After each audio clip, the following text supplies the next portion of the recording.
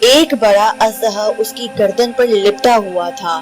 پیچھے مڑ کے دیکھا تو وہ جانور مسلسل میرا تعاقب کر رہا تھا۔ میں نے جلدی سے سلاخ اٹھانا چاہی اور گھاس پر ہاتھ مارنے لگا کہ اچانک انتہائی باریک سانپ میرے ہاتھ پر آ گیا۔ السلام علیکم، welcome to my YouTube channel مانچن سٹوری۔ تمام ویڈیوز کی اپڈیٹ کے لیے مانچن سٹوری کو سبسکرائب کر کے بیل نوٹیفیکیشن کو آن کریں۔ تو آئیے سنتے ہیں آج کی ویڈیو میں ایک ناقابل فراموش کہانی۔ دسمبر کی سرد شام تھی اور میں اپنے ہسپتال میں بیٹھا مریضوں کا چیک اپ کر رہا تھا۔ اس دن سردی کی شدت میں کافی اضافہ ہو رہا تھا، اسی وجہ سے مریضوں کی تعداد کچھ کم تھی۔ میرا نام ڈاکٹر حسین ہے۔ ان دنوں میری عمر 33 سال تھی اور شہر کا معروف آرتھوپیڈک ڈاکٹر ہونے کی وجہ سے دور دراز علاقوں سے مریض میرے پاس آتے تھے۔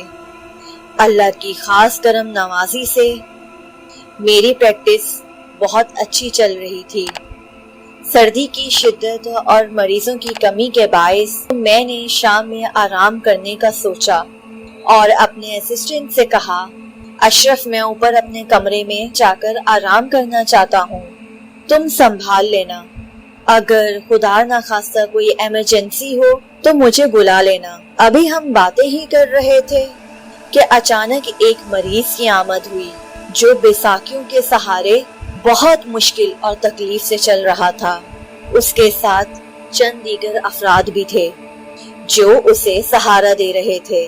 لباس اور شکل و صورت سے تو وہ کسی معزز اور امیر خاندان سے تعلق رکھتا نظر آ رہا تھا۔ خیر، میں نے مریض کو ہمدردی سے لٹا کر اس کا معائنہ کرنا شروع کیا۔ دراصل اس کی ٹانگوں میں مسئلہ تھا۔ میں نے کپڑا اٹھا کر اس کی ٹانگیں دیکھی تو حیران رہ گیا۔ دونوں ٹانگیں مکمل طور پر جل چکی تھیں اور ان میں زخم تھے جن سے پیپ بہہ رہی تھی۔ بیچارہ مریض درد سے تڑپ رہا تھا۔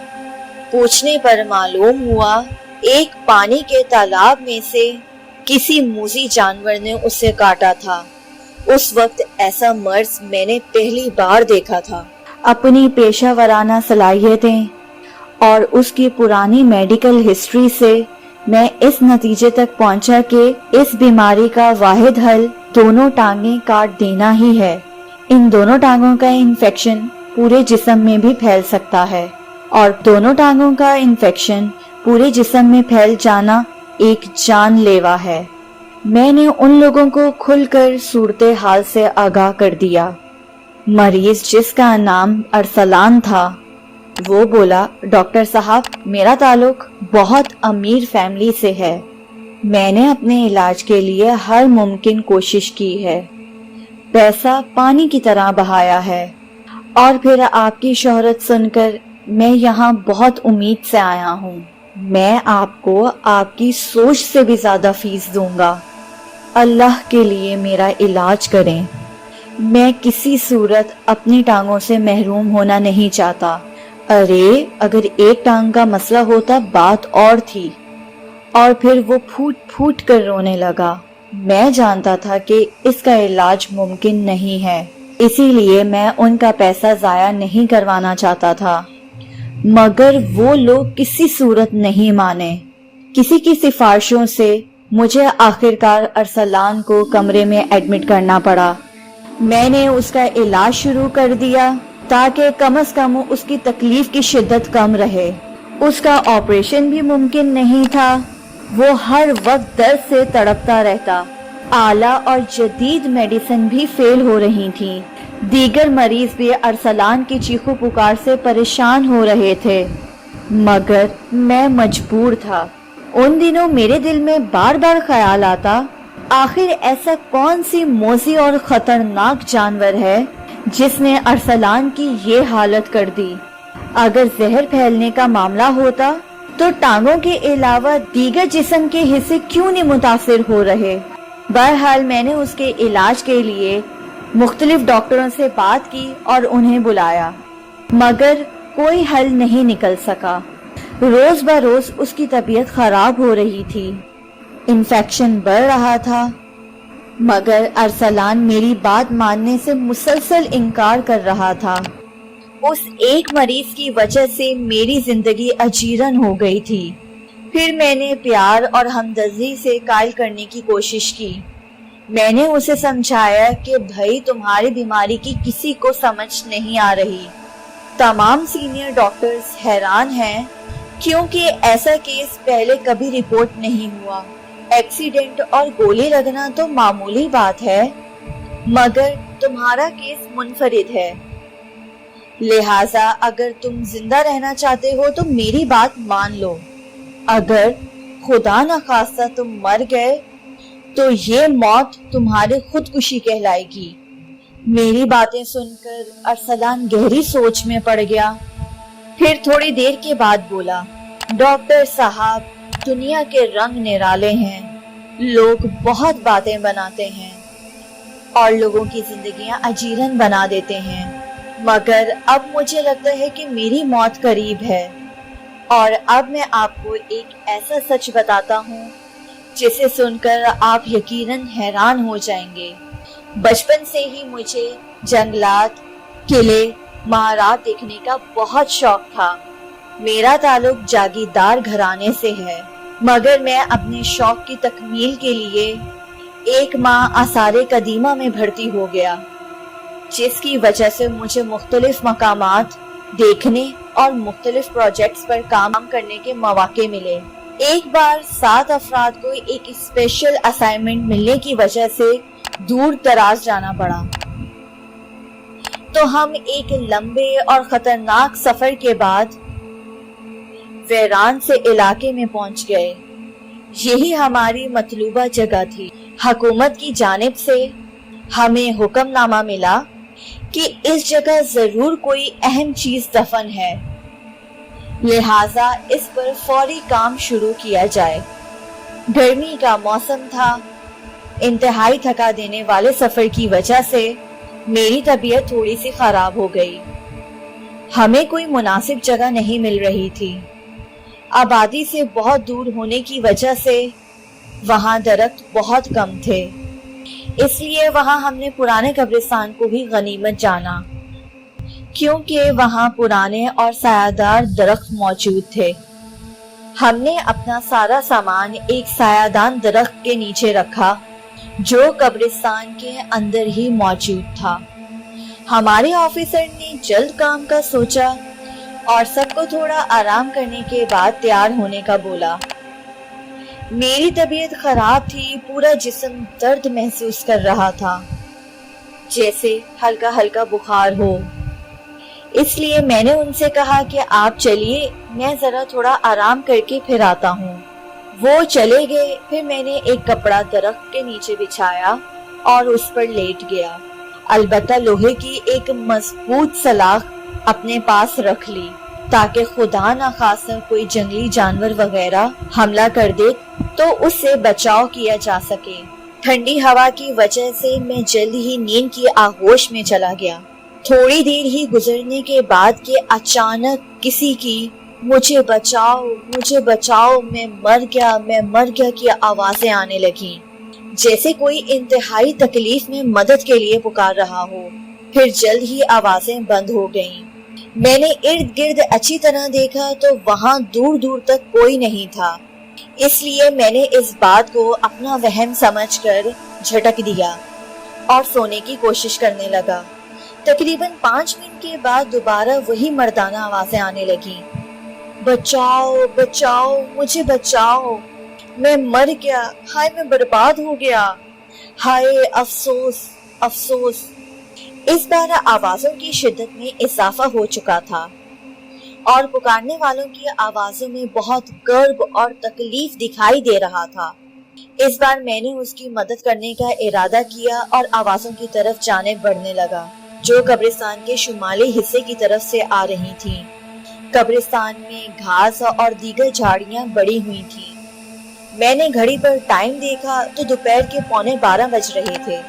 ہر طرف خاموشی اور ہو کا عالم تھا۔ میں جیسے جیسے آگے بڑھ رہا تھا، آوازیں بھی بلند اور واضح سنائی دینے لگیں۔ اب چیخوں کے ساتھ ساتھ کسی کے مارنے اور غصے سے کہنے کی بھی آوازیں آنے لگیں جو میری سمجھ سے باہر تھیں۔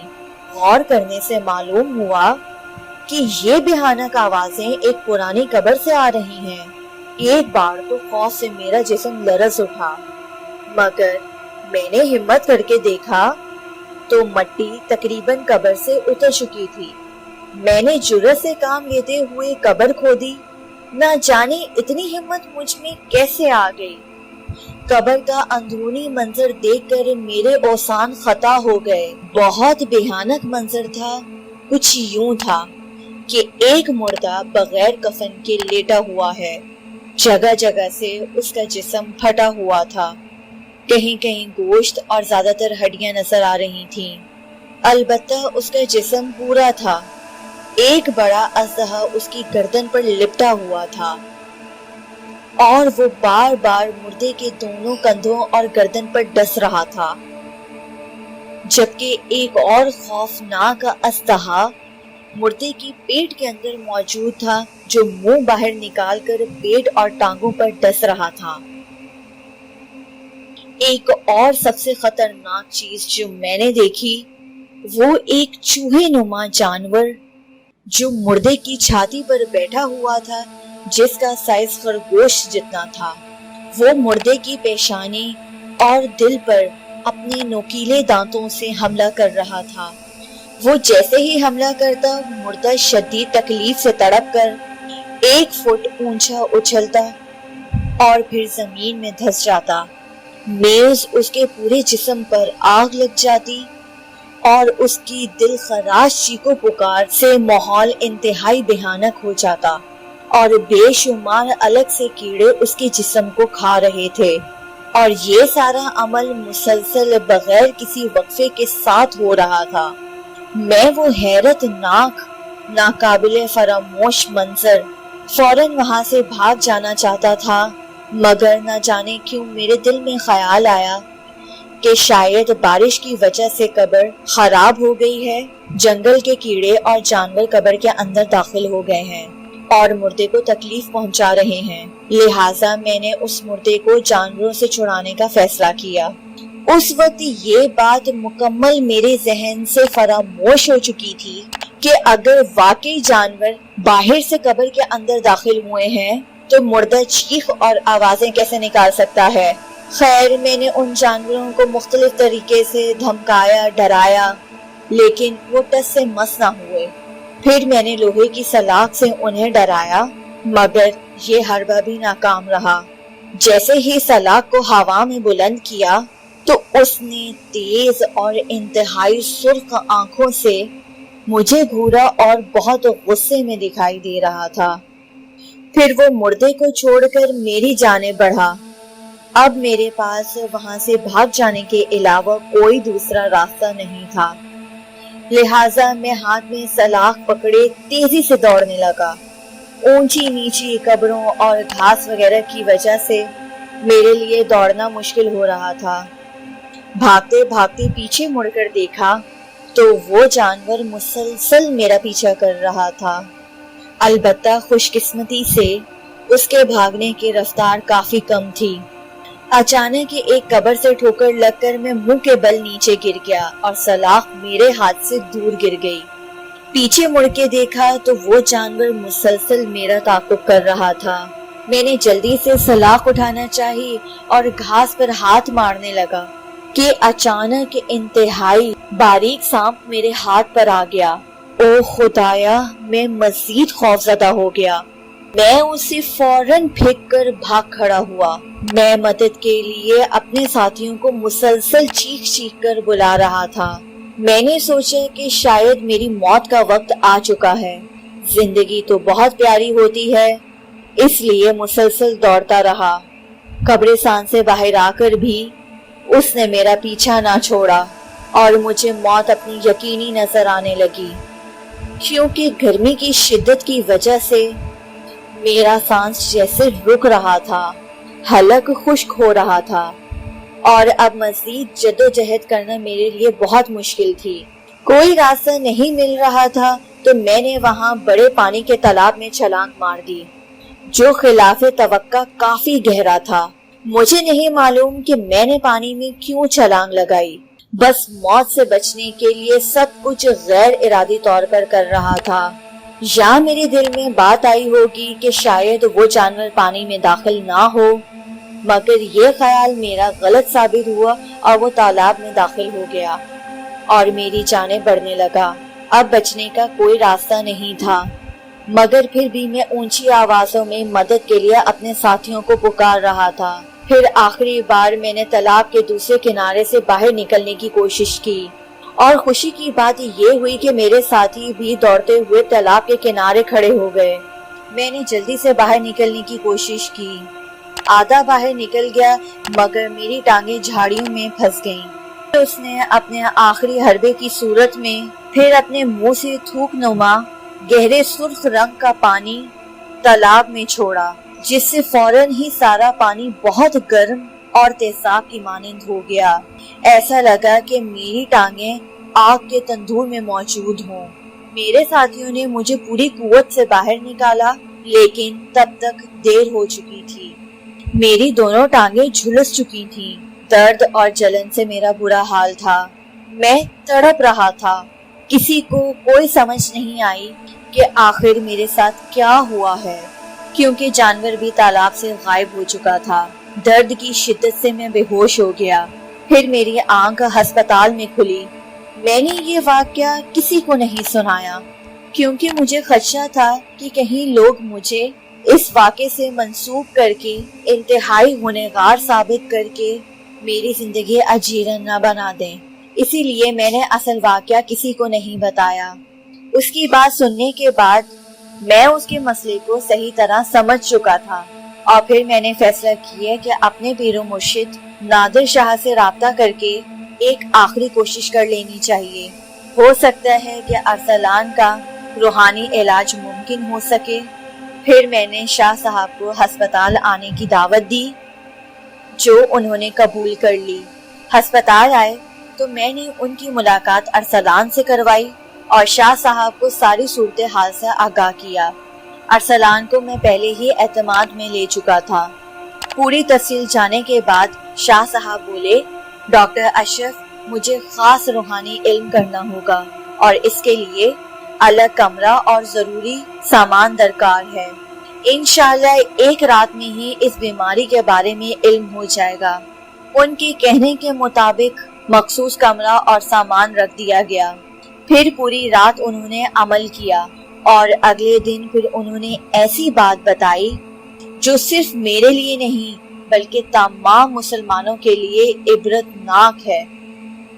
उन्होंने सबकी मौजूदगी में हमें बताया कि अरसलान एक अच्छा और नेक इंसान है।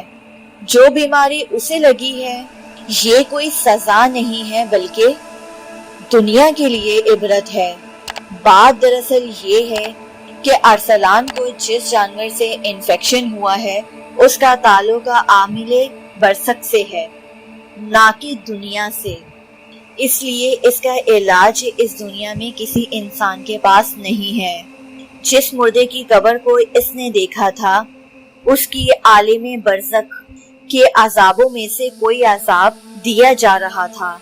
अगर अरसलान ने इन जानवरों को देख भी लिया था तो उसे इन्हें हरगिज़ छेड़ना नहीं चाहिए था। अरसलान ने उनके काम में मुदाखलत की, उसे तो फौरन वहां से दूर हो जाना चाहिए था। हमारे बुजुर्ग कहा करते थे कि वीरानों और कब्रिस्तानों में अकेले सफर करना नहीं चाहिए। फिर शाह साहब अरसलान को अपनी तरफ मुतवज्जा करके प्यार से और हमदर्दी से कहने लगे, बेटा खालिद, मैं अल्लाह ताला के फजलो करम से इस दुनिया के अमराज का रूहानी इलाज कर सकता हूँ, मगर आलिम बरज़क की किसी बीमारी से मुकाबला नहीं कर सकता और ना ही मैं इलाज कर सकता हूँ। मैं तो क्या, इस दुनिया का कोई भी इंसान इसका इलाज नहीं कर सकता। लिहाजा तुम्हें टांगे कटवानी पड़ेंगी। अगर तुम इसी हालत में मर गए तो ये मौत खुदकुशी कहलाएगी और खुदा न ख्वास्ता तुम्हें भी आलिम बरज़क का अजाब मिल सकता है। शाह साहब की बातें सुनकर अरसलान का जिस्म خوف سے کپکپانے لگا اور اس نے دونوں ہاتھ اپنے کانوں پہ لگا کر اللہ تعالیٰ سے سچی توبہ کی اور ہاں میں سر ہلا دیا۔ اب وہ بہت مطمئن نظر آ رہا تھا۔ پھر اسی دن اس کی ٹانگیں کاٹ دی گئیں اور حیران کن طور پر وہ دیگر مریضوں کی نسبت بہت جلد ٹھیک ہو گیا۔ ارسلان کو مصنوعی ٹانگیں لگا دی گئیں جس سے وہ جلد ہی نارمل زندگی گزار سکے۔ اس کے بعد اسے کبھی تکلیف نہیں ہوئی۔ اس واقعے کے بعد میرے دل میں پہلے سے زیادہ خوف خدا پیدا ہو گیا ہے اور میں سوچنے لگا ہر مسلمان نے روز قیامت تک قبر میں رہنا ہے، پھر ہم لوگ کیوں عالم برزخ سے غافل ہیں؟ میں تو الحمدللہ عذاب قبر سے بچنے کے لیے اسلام کے اصولوں کے عین مطابق زندگی گزار رہا ہوں اور امید کرتا ہوں کہ تمام مسلمان بھی اللہ کی رسی کو مضبوطی سے تھام کر زندگی گزاریں اور عذاب قبر سے محفوظ رہنے کے لیے اس فانی زندگی میں جدوجہد ضرور کریں گے۔ اگر آپ کو یہ کہانی اچھی لگی ہے تو لائک اینڈ سبسکرائب کرنا مت بھولیے گا۔ اللہ حافظ۔